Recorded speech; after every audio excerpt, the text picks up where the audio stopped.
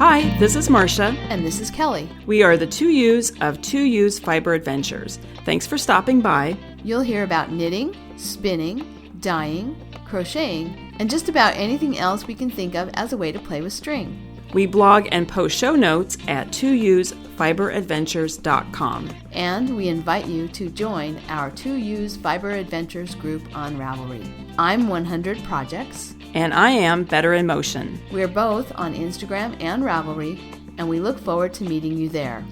Enjoy the episode.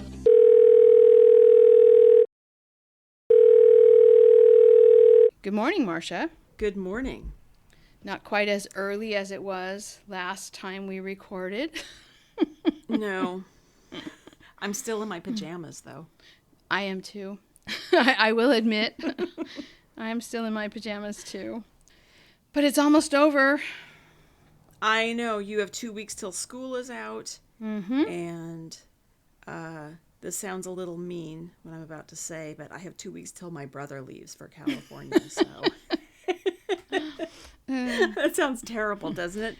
Well, I bet he's looking forward to it, too, getting this all... Yeah, getting his house sold and moved back down.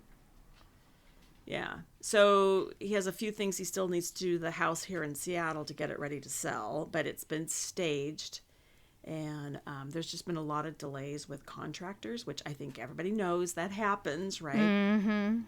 And then, this is Thursday we're recording, and tomorrow we head down for a week at the beach. This was pre-planned back in November, so we're going down to the beach. He may come down a few days later, depending on how much gets done today. Oh, I thought he was going with you. Okay. Well, the plan is we're driving together down there. That's what we always do. I won't go into all the details, but he had to put in lights in the basement, those can lights. And before they could seal the ceiling up, he had to have the city come and inspect it. And there's just been a lot of delays with that, and then not communicating with him and communicating with the contractor, but then the contractor not telling him that, it's been approved and they can go ahead and start putting... So there's been all these delays and sort of miscommunication. So hopefully today they're going to put the ceiling in, but then he needs to prime it and paint it. Mm-hmm. And then we don't leave for the beach till probably like noon or 1 tomorrow. Yeah. If he can't get it done in that time period, then he'll probably come down Saturday or Sunday. Mm-hmm. So drive separately. But anyway, it's been a lot of work. We've talked a little bit about it. It's just a tremendous amount of work getting the house ready, and it just is surprising how many things they've asked him to fix. Some things had to be fixed, like his electrical panel. He had to put a new one in because he had the original one from 1955, which was fuses and not circuit breakers. Oh, yeah. So that had to be done. But they're also having him do things that, like a new kitchen floor and, I don't know, a lot of, like putting these lights in the basement and paint the part of the basement that's not finished. He had to finish the walls and paint the floor and do all these things. And you kind of wonder as you're doing all this work, are you going to get more money out of this? Yeah. Doing all this yes. What's going to be the return on this investment? Yeah. Mm-hmm. Yeah. So anyway, but I guess you have to trust your real estate agent, right? Because this is their profession. Well, yeah. If you do trust them, then you'll do what they do what they say, right? So. And they're motivated to get top dollar too, right? Yes. Just like my brother's motivated to get as much money as he can. So is the real estate agent. So, but I'm sort of done as of last Saturday. I've sort of, in my mind, I'm kind of done working on the house. Your labor contract is now expired. Yes. Yeah. So we're a week at the beach, and then we come back, and he's here for about a week, and then he's going to head down to California to the new house and and then because he doesn't need to be in town for the sale of the Seattle house. So, well, I hope you have nice weather at the beach. I do too. I know you guys have different, little different weather than us, but it's we had the hottest weather last weekend of the year. Mm-hmm. Well, and then I was down in San Miguel, which is the hot part of the Salinas Valley. the hottest part of the Salinas Valley. So we had like 95. Oh my goodness. Which I have to say it was a little too hot to be drinking wine tasting. We went down, we had to pick up our, we had to go because we pick up our shipment and then the shipment was ready. And just, because of other things going on, it was the weekend that we had to go do it. So, we got there about 11 when they opened. So that wasn't, it was nice. It was really pleasant. But by the time we left, she came out and said, okay, well, we have one more. We have a dessert wine. And I'm like, no, I'm finished. Do not want to drink a dessert wine when it's 95 degrees. And we were sitting outside with the dogs. It was in the shade, and it was nice, but it was a day to be drinking white wine, chilled white wine, not a whole tasting flight of whites and reds and ending with a dessert. Too much. Yeah. I looked at the weather report a couple days ago, and it said, occasional showers. That's okay. Mm-hmm. Like it's okay if it rains at night. But like when you're down on the beach, you just don't want it raining. Rain all you want at night. That's fine. Right. Just so it's nice in the day when you can go down to the to the ocean. So, but it's never it's the Washington coast, so it's never 95. Right. Well, it's never 95 always, at our, no matter rarely what time of 95 at our beaches either. I mean, around here, yeah. maybe in Southern California, but anyway. Yeah. Well, should we get to projects? Yeah. Oh, actually, before we start the projects, I do have a thank you. Yes. We had a message from a new patron. Her name is Leanne, and she said, "Hello, ladies. I've listened to all your back catalog and thoroughly enjoy your hijinks and friendship. It's a great way to start my mornings." And so I wanted to give a shout out and a big thank you to Leanne for joining us on Patreon. And if any other listeners would like to throw some support behind us, it's our Patreon page is in the show notes. It's patreon.com/2Us. And we appreciate the support. It allows us to buy prizes and support. Instead of asking for free prizes, we're actually purchasing prizes and supporting some of our favorite vendors, and then also pays for shipping and helps us replace equipment when we need to, and pays for our hosting of the podcast. So much appreciated, all of that support, and thank you, Leanne, for joining. I love the word hijinks. Yes. That makes us sound way more fun than we really are, but anyway. Yes, that's true. It's a great word. Mm-hmm. Anyway. Funny. Okay, well, Kelly, I'm going to have you start with your projects, only because I want to hear about the chenille rug, but so you start with your projects this time. Okay. Well, I won't start with that one. What I'll start with is what I have in my hand right now, what I'm working on. I am currently knitting on Izzy Bears, and they're like these dolls. You'll have to check I did not link to them, but I do have it in my project page. These dolls are like a tube, but then you sew down the middle of the bottom part of them to make like the between their, so that you're defining two legs. And then you sew down on the sides of them, so you're defining two arms that it looks like the hands go into the pockets. They're super cute. Is this what Aunt Betty was making when I was down there? Oh, yes. So you saw hers, yes. Oh, yeah, okay. Because we were looking for yarn for her, right? But at the D-stash room. Okay, yeah, they're darling. Aren't they cute? Yeah. So anyway, I am knitting on those now instead of hats. I did finish 2 more hats using the D-stash room yarn that I brought home and brought them to school. And I brought them to school, and like the next day was when we had the really hot weather on Friday, and then we had even hotter weather on Saturday when we went to the winery. And on Monday, when I happened to go past the table, the hats were still there. And I thought, you know what? I think it's time to stop hats and start something else. Mm-hmm. So I started a hat with this yarn. It's kind of a taupe colored DK weight yarn, acrylic. Mm-hmm. And I had started a hat, and I thought, no, I'm just going to rip it back. I wasn't very far. It was like like a half an inch down the brim. And I thought, nope, I'm going to rip this out, and I'm going to make these bears instead. So they're just really cute, and they're pretty fast. It's just like 32 stitches in a tube, and then decrease at the top, and then all of the shaping comes after you stuff them, and you sew down the parts. So anyway, that's what I'm working on right now. And then I did have some spinning that I am still working on. I'm working on that roving that Pat brought to the retreat. It's Corriedale Merino, and I now have 3 bobbins finished.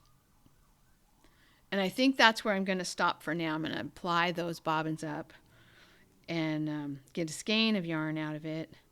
And then I'm debating whether I'll spin that, keep spinning on that for the spin-in, or start a new spin for the summer spin-in. But anyway, I got the 3 bobbins finished. Now I just have to ply them and then decide whether I'm going to continue and spin up the rest of it. I think I could probably get maybe it's like 11 ounces. So I think I could probably get, I don't know, maybe 2 more skeins out of it. I could fill the bobbins twice more if I decide to do that. But I think I have some other ideas for the summer spin-in, so I might just put that away for now. I did want to say about that roving. It's really nice. I know I had talked about it before about having some of my fleece processed. I did find out from Sherry at Morrow Fleece Works that she is still processing fleeces.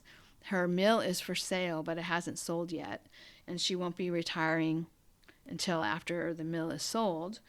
And so she's still currently processing fleeces. So that's good news for anyone out there who has fleeces left to process. And then there's also other good news about that Mary Knit Admin shared. There's a new, here's what she had to say in our Ravelry thread. There's a new small batch custom wool and fiber mill coming soon to Northern California. A member of my local fiber guild in Nevada County is opening Siren Song Fleece Works at the end of this month. Meredith will be accepting fleeces for custom processing at Fiber Frolic in Vacaville on June 7th. She will also be vending at Lambtown the first weekend in October. And then I've put a link to Siren Song Fleece Works in the show notes if anyone is interested in taking a look at that. So that's another mill. And then we had talked about, I know at the last episode I had been debating whether I was going to go to the Fiber Frolic or not, and bring a fleece. I was thinking of bringing a fleece to drop off at Duran Dye Works to have processed. I now am pretty sure I'm not going to go to the Fiber Frolic because the next day, the very next day, I have a rally trial up in the Bay Area. So that would be one trip to the very north part of the Bay Area, and then another trip up into the Bay Area the next day. So I don't think that's in the cards for me this year because of the dog, my dog show plans. But anyway, I wanted to just let people know about Morrow Fleece Works is still processing. She's still available if people have work they want to have done. And then we have Siren Song Fleece Works is coming online in June, and then also Duran Dye Works. So lots of opportunities now. Yeah. And then there's also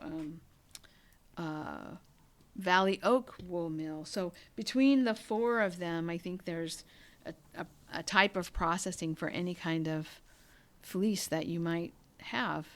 Okay, so that's all of my ongoing finish and ongoing knitting and spinning projects. But what you wanted to talk about was the chenille rug, and this is super exciting. Mm-hmm. So last time I had finished the sort of mat of the chenille strips that you cut up, and I had started cutting them. Mm-hmm. So I finished cutting them up. I've got 2 big balls, like about the size of my head, of strips for the rug, but I still had a big tub of yarn, and so last weekend I warped another. I decided I was gonna make another warp for strips, so I warped up used up some more of my carpet warp, and super fast, I have to say. When I first read the pattern, I'm going to go on a little tangent here. When I first read the pattern in Handwoven, I thought, wow, that sounds like a long project. Because first you have to do all the weaving to make the strips, and then you have to weave the rug. It is super fast. The warping is fast for the chenille strips. The weaving for the chenille strips is really fast because you're weaving with, a rope of yarn about the thickness of your pinky. It's just a very satisfying project. So I started another set of the warp, and I was continuing to use the same yarn that I had been using, and I had added in a couple of others that I hadn't used in the one before. And then I realized about halfway through, I was looking in the trunk to see if there was something else I could use. And I realized that a whole bunch of the yarn, well, let me just back up a little bit. When Marsha came for NoCKRs, I had a big giant pile of yarn in the studio because I had gone all around collecting things that I wanted to use in this chenille rug. Mm-hmm. And then I had to clean up a little bit. And so I stashed stuff in different places to get it out of the way. And I had forgotten about some of the stuff that I had put in the trunk. So when I opened up the trunk, I knew there was something in there that I wanted. And when I opened up the trunk to get it out, I realized there was a lot more in there that I had intended to use. So I got that out too. And so this second warp or second, session creating these strips, I used some orange mohair. I used some red mohair. I used some bright green mohair. I had a cone of like a moss green mohair that I used. So I used a lot of the sort of old, and when I say mohair, I don't think all of it was really mohair. I have saved out a couple that I know are mohair and not acrylic or Orlan or whatever the fake version of mohair is.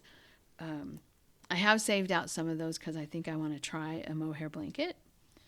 But you can't really full a mohair blanket if it's not really mohair. Right. And I didn't want to try to make one and then be disappointed about the end result because part of it was real mohair and part of it was synthetic. That's the word I'm looking for. So anyway, all of the kind of questionable unknowns I put into the well, not all of them because I had a bright yellow and I didn't want yellow in there, but all of the other questionable ones I put into the warp for the chenille. So I've got a whole other batch of strips. It's off the loom. I washed it last night and it's hanging on the fence drying. So I have a whole another batch of strips to cut up, and I'll have another 2 balls the size of my head. And then I'll be ready to start weaving these chenille rugs. But I still have a bin full of yarn. And so I haven't put that away yet. I I left it sitting there thinking, okay, well, maybe I will do another after I'm not going to make any guarantees, but I think I do want to start actually weaving at least one rug before I cut more strips, because I started thinking about the color management in the strips, because you cut them up, right? It's kind of weird. You weave it side to side, but then you cut it lengthwise. And so you have all in the strip of chenille, you have all the colors that you use in the whole warp. So at the beginning of the strip, it's mostly neutrals, but there's a red mohair, and then and a green mohair, and then when the red one ran out, I substituted in orange, and then when the orange one ran out, I substituted in a bright green, which is very bright, or seemed very bright at the time. I don't know what it'll look like once it gets woven up. So that means when you weave the rug, you're going to have one strip of chenille that's going to start with some orange in it, start with some red in it, transfer to having some orange in it, and then end up having some green with it, or vice versa if you change the order. So I've been just kind of like pondering. It's the same kind of puzzle as, when you spin and you want to keep the color order,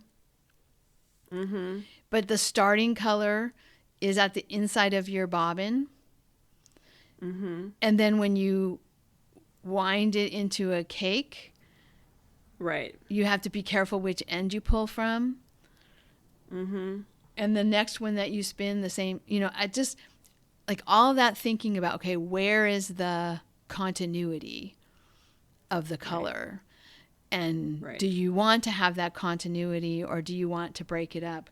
And so I've been having kind of a good time thinking about the puzzle of what the rug is going to look like.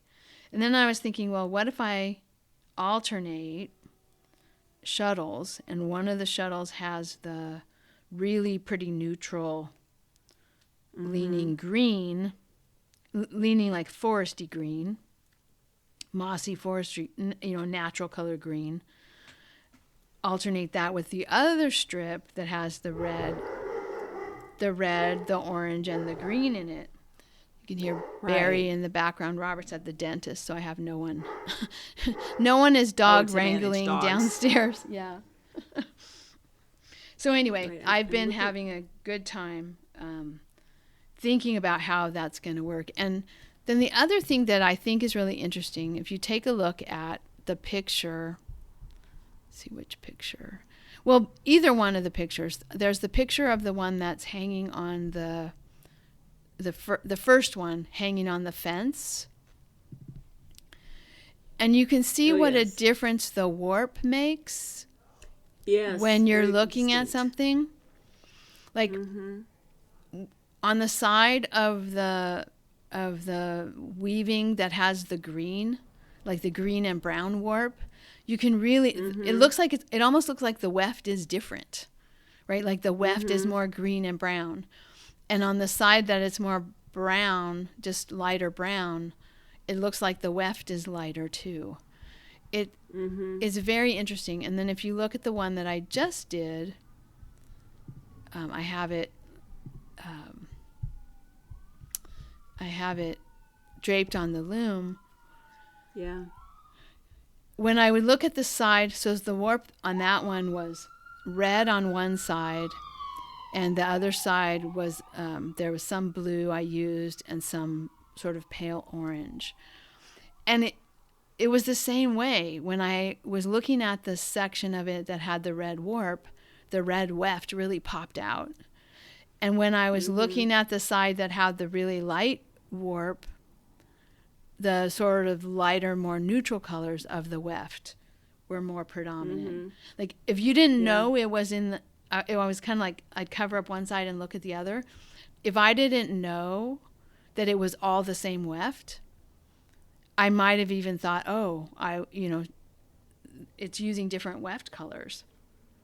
It's amazing how the weft color can make your eye see, or the warp color can make your eye see the weft color a little bit more.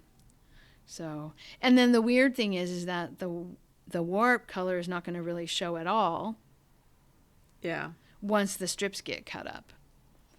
Yeah. So it'll look all different. I mean, it'll look very different once I cut the strips. How many, I'm looking at the picture of the warp threads, on the loom as you're weaving. How many warp threads are in one of those bundles? Is it 4? 8. Yeah, so it's 8. Okay. It's 4 above and 4 below. It's 8. Okay. It's 8 threads in each one of the bundles that hold the 8 warp threads that hold the little chenille caterpillar together. Okay. Yeah, it's a fascinating process. I'm really enjoying it. And I did find a discussion where a woman actually did plan for a pattern in her rug. And so she created several different sets of strips so that she could plan for having an actual pattern in her rug. But when I think about what has had to have been planned for the rug that's in my living room, like, I can't even imagine how they did that. Because it's one strip that has, it'll have gold in it, and then it'll turn to white, and then it'll have blue and green because of the design in the rug. Like, how? Because it forms flowers, right? Yes. It's a floral, yeah. Yeah, it's like, how did they do that?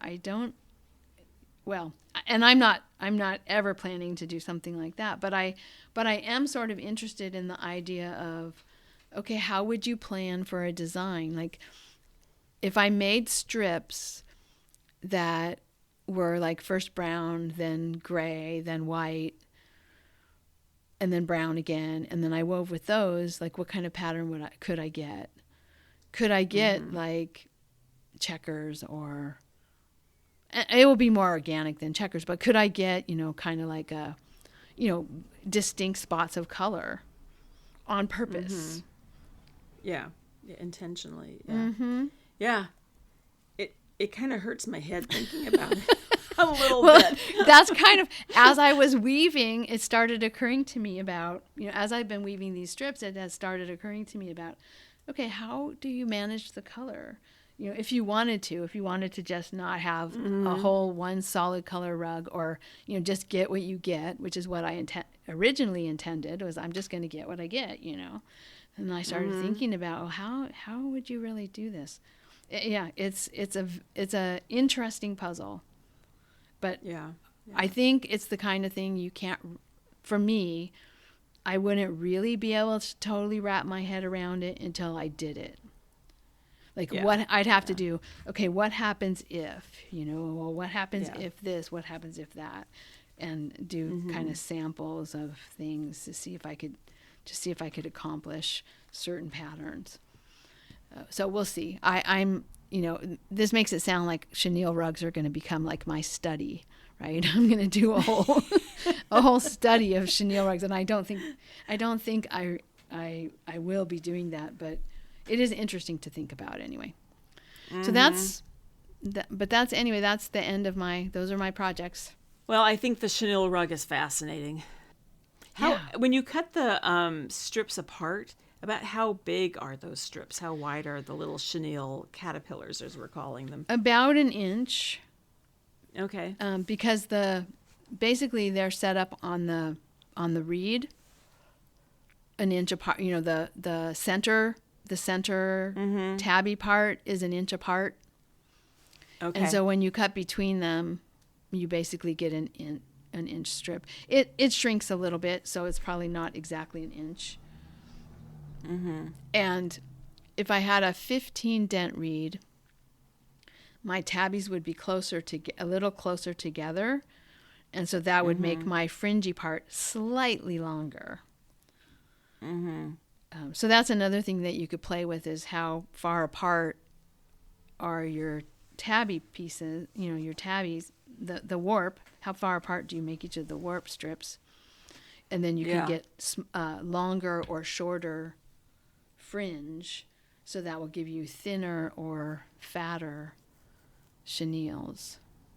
Mm-hmm. And then I'm also curious, because in this batch, I had some very old skeins of sort of elasticized yarn. Vintage, very vintage, came from the de-stash room. There was a whole tub of blue ones and a whole tub of beige ones, tiny little skeins. And I was always going to use them for something, and I started to knit a sock with it, but it was hard to knit with because it was so elasticy. Mm-hmm. So I abandoned that project, but I decided to use them in this, and they're very thin. So I have a lot more thin yarns.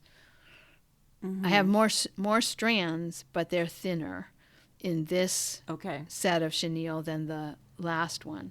And so once I cut it apart, it will be interesting to see if there's a difference in texture of the two sets of chenille.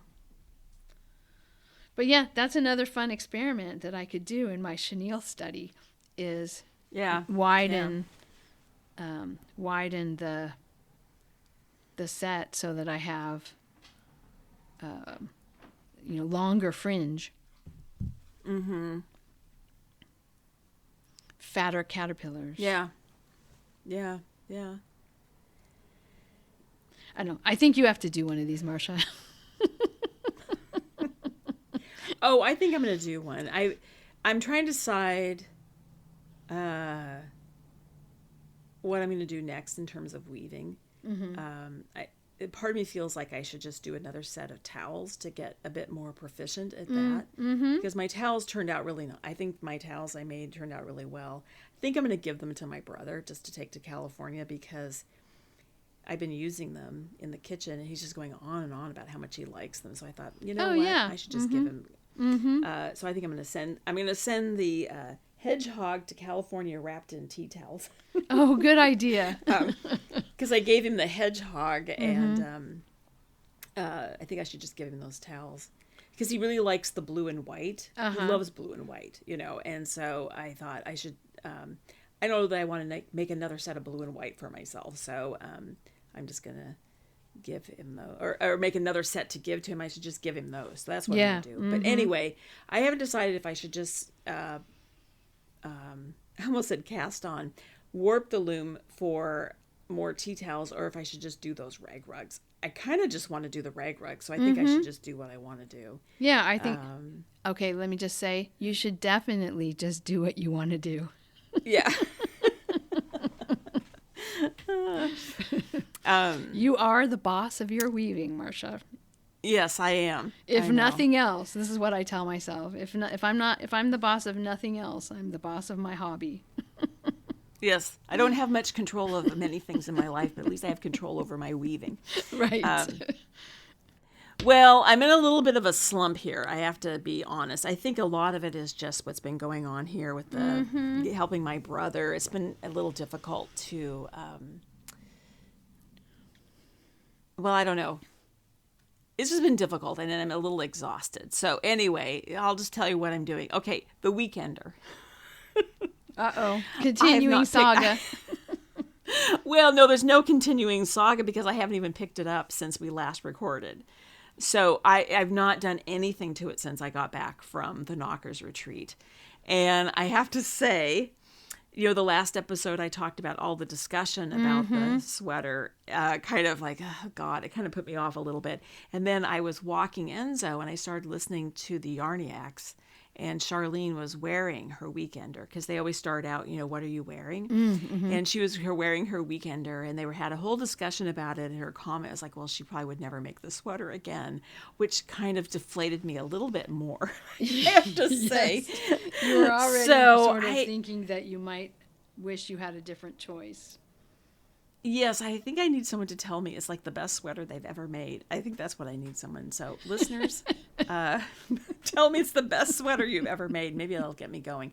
Anyway, I am going to take it to the beach and try and get myself to just finish it. Because I'm halfway through the second sleeve, and they're kind of a drop shoulder. That sweater. Oh yeah, so you're close. Shoulder. So it's like I'm super close. I just need to pick it up.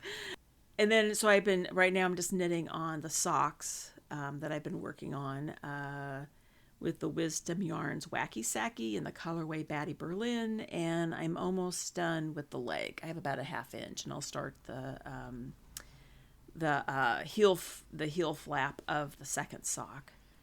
So I think when I'll take these to the beach, and I may bring another sock yarn in case if I finish these at the beach, I'll have something to cast on. Okay, so the other thing I started though was spinning, and or actually, let me take that back. I continued spinning because I think the last episode I was talking about how I was spinning Into the Whirled, roving in the two colorways, Welcome to Litchfield and The Traveler. Anyway, I finished both singles, and I've plied one bobbin at 2-ply of the gray and orange, and I think it's probably fingering weight, and I have a little over 300 yards, and I still have more singles to ply, so I'll try and finish that before I go to the beach. So it looks nice. The colors are pretty. And then I did not put this in here, but in terms of spinning, what I got out was, do you remember at the D-Stash room, we both got the brown roving, right? But I also got from Pat Eisner the whole bag of fiber that she had started prepping for a combo spin. Oh, right. So I think I'm going to do that. So I pulled it out one day. It was very nice weather we had, and I put it out on the deck, and I sorted through it, and I pulled out, there was a few pieces that have that, I can't remember what you call it, but it's that little sparkly fiber that goes in there. Stellina. Stellina, yeah. And that's not my personal favorite, so I pulled those out. There was hardly any in there, maybe 10 pieces. I pulled that out, and I weighed it out to see how much there is, which now off the top of my head I can't remember. I think it's like 1.5 pounds, I think. Okay. So anyway, I think I'm going to take that to the beach and start spinning that, and that will be my summer spin-in project. And I haven't decided. I'm going to bring both that bag of roving that she gave me, or that she didn't actually give it to me. She put it in the D-Stash room, but I feel like she gave it to me. And then the brown roving that I got that was the fleece that you helped Dagmar and Marianne pick out. And I think this was Marianne's fleece, the rest of her roving, and you had suggested that I should combine the two. That was one of your thoughts, is the roving from Marianne and the roving, the fiber from Pat into a combo spin. And so I'm going to bring both with me to the beach and think about it, what I want to do. So anyway, I don't have that in my list of projects, but that's what I'm thinking of doing. And then that's all I have for projects. I'm not very, haven't done very much really. Well, you've had other kinds of projects. Yeah. Cleaning stairways. Yeah. Cleaning showers. Putting stuff in your garage. Yes, I well, I have to say a shout out to my son, that a friend had come to, I think I mentioned this before, I can't remember if I did, but a friend had come to help my brother paint the kitchen, and they had to move the stove. Instead of grabbing the stove, he grabbed the door of the stove. Oh, right. And the door came off on one side. And so you are able to remove the door for cleaning. That's most stoves you can do that, but you have to take them off straight and you have to put them back on straight. And because one side was off, we couldn't take it off and we couldn't get it back on because it wasn't straight. And I spent a long time looking at it. I was watching YouTube videos. I tried to do it. The contractor came in and he said, oh, he could do it, but he couldn't do it. And so I mentioned it to Ben and he said, oh, I can fix that. I could not believe it. In less than 90 seconds, he fixed it. Oh my gosh. I was so impressed. Like, he's working for a contractor now. And he's so, like, how does he know? They said, oh, yeah, they take him on and off all the time. So, anyway, he fixed it. So then I cleaned the oven, but I thought, I am not taking that door off. I'm just going to clean the oven without it. So I cleaned the oven. And so I just been like, I cleaned the oven. I cleaned the refrigerator. I washed down all the cabinets. He has wood doors on his kitchen cabinets. I waxed all of those. He has wood doors, unpainted wood doors throughout the house. I washed them all down. I waxed all of those. I cleaned the shower really well. It took me a couple of days to clean that shower, because you have to make it look really perfect for what we might live with. You can't sell the house that way. So I spent a lot of time cleaning. He has that garden structure in the back he calls the folly. I cleaned that all on the outside. I cleaned off all of that sort of Pacific North green slime you get on everything. I cleaned the whole interior. I washed all the windows. I washed all the walls. I washed the floor, all of the walkways all around the house. I scraped up all the moss, the stairwell to the basement, removed the moss, power washed it. I bleached the back porch. I mean, there was a lot of stuff, and then I moved everything out of his garage. I should have a project page for this. And then all of his lighting that he did not take, because as people probably don't know, but he is quite the collector of antique lighting, and so all the lighting that he did not ship to California, he's going to take up to a place and sell it. And so I packaged all that up, boxed it all up. It's all in my garage. All of the gardening tools, the lawnmower, the gardening, fertilizer and moss killer and car stuff, paint supplies, all that stuff is in my garage. I've got 3 tables in my garage. I've got a mantle in my garage. So, fair warning, in the next few episodes, it's going to be me talking about the garage. Because I've been so protective of it, but you reach a point where you have to get the stuff out of the house, and where are you going to put it, And there wasn't really time to take it to the Goodwill and the dump, and so anyway. Yeah, so I'll have to start a project page about getting rid of crap. Oh my gosh. But anyway, I'm hoping to get back on track here in a little bit when he's in 2 weeks. He'll probably be headed back down to California, so we'll get on track here. Yeah. But it has been kind of hard to just... You can reclaim your house and your garage. Yeah, it's just been kind of hard to just start things too. I don't know. But anyway, it'll be nice to have a week at the beach to sort of recharge and get back into stuff. So, but anyway, I'm kind of excited about spinning that combo spin from Pat. Mm-hmm. And, that sounds fun. Yeah, and I am going to bring, I have another sweater quantity of yarn I'm going to bring with me. And the pattern, and I may start that. We'll see. So I'm not sitting for a week. Yeah, I've got the swatch.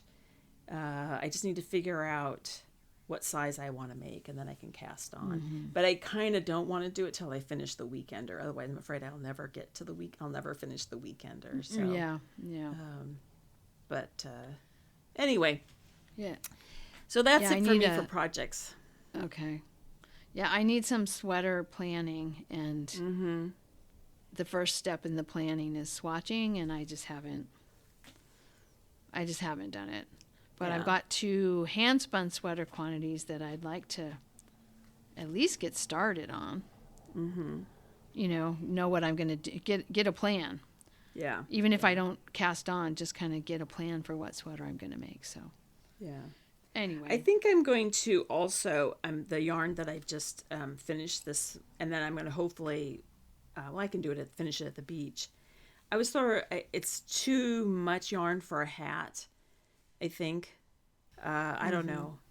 So I was thinking about making a hat, but it turned out finer than I expected. So I was thinking I might make a shawl out of it. I was looking at patterns last night online, where you, the patterns where they're for like those print, like variegated, painted sock yarns. And shawls are designed specifically just to use one skein of that variegated yarn.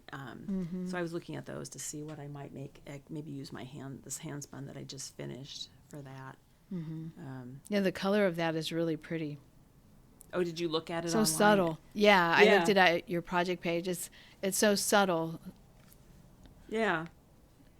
It's almost a neutral, really nice. Even though it's got orange in it, because it is so subtle. Yeah. Anyway, I think it's pretty. It's very pretty. So, anyway, okay. It's kind of a gray green. I mean, we're talking about it and people can't actually see it, but yeah, isn't it kind of a gray green?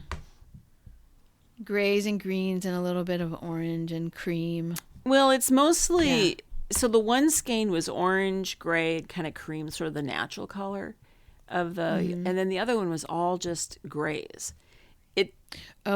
It doesn't have green in it, but I mean, maybe the photograph it looks that way. Actually, if I look more closely, I think the places where the gray and the orange is together, where it's mostly gray with a tiny bit of orange, I think that's maybe where I was seeing green. Oh, okay. But yeah, now that I look at the pictures more closely, it's more gray than it is green.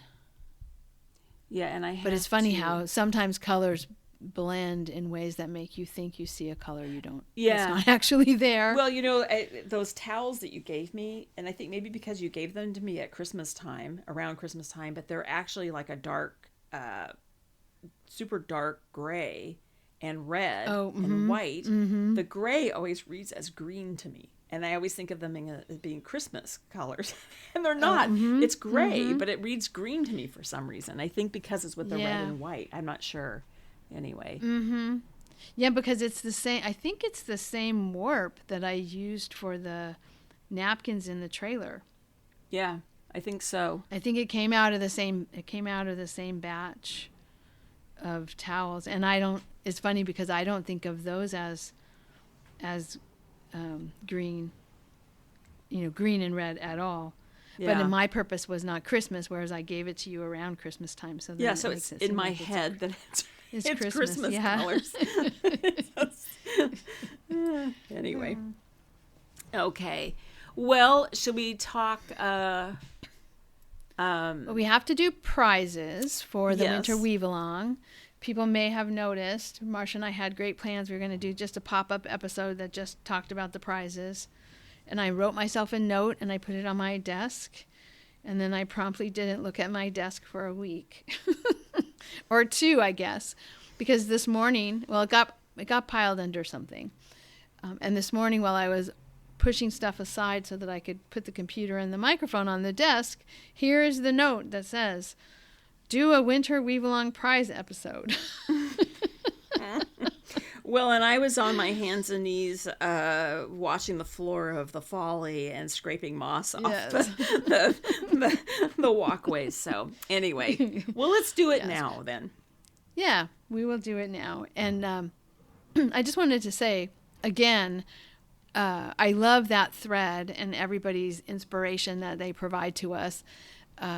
I was looking at the top of the page of the Ravelry thread. It tells you some little stats about the thread, and so it had 55 projects that were linked to the page. I'm pretty sure there were more than 55 projects that people completed. There were 184 pictures, so somewhere between 55 and 184, I would say, is the number of weaving projects that got completed. I put up an FO thread, and there were only like maybe 20. Couple dozen, less than a couple dozen projects that got put there because I put it up so late. when we drew prizes, we drew from both threads. But anyway, there were way more than just the couple dozen projects that got into the finished thread. Mm-hmm. And then we had 881 posts, a very chatty group, which is really fun. It's still going on. People are still talking. We didn't close it down, although I did draw prizes only from what was prior to March 31st, March 31st or prior. 37 voices, so not that many people actually, about 37 people contributing to the thread, all those 800, almost 900 We're posts. Chatty. Very chatty. And then, but there were also 152 people who were just readers. They were just following along, but didn't participate in the discussion. So that was kind of fun to see, and I did not compare it to previous years, and how, was it bigger, was it smaller? But it does seem like every year another person or two takes up weaving and joins the winter weave along, and so even if the actual weave along isn't getting bigger, new weavers are coming into the world, and I'm going to say that we can take some credit for that, Marsha. We like inspiring people to go down new rabbit holes, right? Yes. So, and then there were some people who got new looms.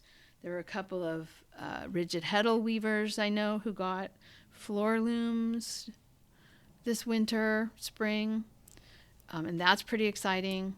So anyway, it was a lot of fun, and we have some prizes for people. We have two $50 gift certificates for the Eugene Textile Center. We have two $50 gift certificates for Just Yarn, and then we have some yarn that we got in Walla Walla for prizes. So I'll go ahead and start. Okay. Scotty and Mimi Fan are the winners, each of a $50 gift certificate to the Eugene Textile Center. So congratulations to both of them. Scotty Girl, I think, was doing a hand-spun blanket. I didn't have a chance to go back through, but it seems to me I remember seeing that when I was pulling the names. And then Mimi Fan, she actually is one of the people who got a floor loom. So she's been working on getting her floor loom. She had some problems with her floor loom, kind of like you were having problems with yours. But got them resolved. So anyway, that's pretty exciting. So congratulations. I will need your email addresses, and then I can get you your gift certificate to the Eugene Textile Center. Yeah. Okay. And then I'll do the next one. So Hetty, I'm assuming Kelly Hetty Craft, right? Yes. Mm-hmm. And then Sane One, Kathleen, each one a $50 gift certificate to Just Yarns. Yeah. Great. So again, reach out to us and we'll get that to you. Yeah, Hetty's a longtime weaver, I think, if I'm remembering correctly. And then Kathleen, I did notice, I just wanted to mention this, I did notice when I was pulling, and it stuck in my mind, because she was doing M's and O's dish towels at the same time that I was, except she was on a Jane Stafford lesson on M's and O's that had the combination of M's and O's and color work, I think. So anyway, that I remember looking at her project just recently because we were both finishing up we were both weaving on M's and O's at the same time. So yeah. All right, and then the Walla Walla yarn, we've got fall colors yarns from Walla Walla. These are Mountain Meadow Wool, Touch the West, it's called, made in the USA, Buffalo, Wyoming. And we've got some fall colors, a burgundy, marled yarn, an orange yarn. And this is going to Kathy Straight Fork, longtime listener and participant in the Winter Weave Along. And so, Kathy, you'll be getting these yarns. Please do message me. I probably have your address. I think I could probably find it, but probably easier if you listen to this just to pop me a message with your address, and I can get that in the mail. And then the other prize from Walla Walla are 2 skeins of sock yarn, 2 different sock yarns, and this is going to Sarah Salpal, who my autocorrect changed her Ravelry name to Scalpel. Okay. It's so funny because I was looking at that and I thought, that doesn't... Who is Scalpel? Yeah, who's Scalpel? But anyway, okay. Salpal 1. She lives in Maine. And she's also a longtime listener and big participant in the thread. Although she's been lamenting that she's not getting very far on her weaving project. Anyway, what she's getting are 2 skeins of sock yarn. One of them is the Zany Viney, that patterned yarn that I got, and the other one is their Pearl 2 Walla Walla's Robusta sock yarn. Actually, no, it's not sock yarn. I remember noticing. Well, you could make socks with it, but I remember noticing that I had thought that I had bought sock yarn, but this is a DK. Anyway, this is in the colorway Coconut Tree. So 2 fun yarns for Sarah. So again, I am pretty sure I have your address somewhere, but just easier if you send it to me. Then I can get these out in the mail. So congratulations to everyone who won, and thank you for playing. It was really fun. Yeah. I actually got something done this year. Yeah. You got something really nice done this year. I don't think that alpaca shawl I did last time. I don't think I did that for the Winter Weave Along. I can't remember now. Anyway, it doesn't matter. Yeah, you did. I don't know if you were finished, but you finished it by the retreat. Okay. So congratulations to everybody. And now our summer spin-in. It actually starts Memorial Day, and it runs through Labor Day. And Kelly, you've got the thread up, right? Is it? Yes, I do. I put the Ravelry thread up already. Okay. For the summer spin-in. I knew that there were some people who were eager to start spinning already. We've got a little conversation going in there. Not much, but a little bit of conversation started there. But yeah, go into the thread and start talking about the spinning you're planning, or if you've already started spinning, that's fine. For our spin-in, any kind of spinning counts, no matter what you're spinning on. If you have whips that you are, in the middle of and you want to finish them, that counts. If you're doing fiber preparation, fleece washing, carding, combing, any of that counts. Making something with your hand-spun yarn counts. All right, so get spinning. That's the main point. Get spinning. So we'll let everyone go so they can do some hijinks of their own, and I can get to work, and Marsha can get ready for her trip. Yes. The first thing I'm gonna do is I'm gonna go get dressed. It's time to get on, to get going and get on with the day. So, all right, Kelly, I'm gonna let you go, and I'm gonna get to spinning. Alrighty. Bye-bye. Bye. Thank you so much for listening.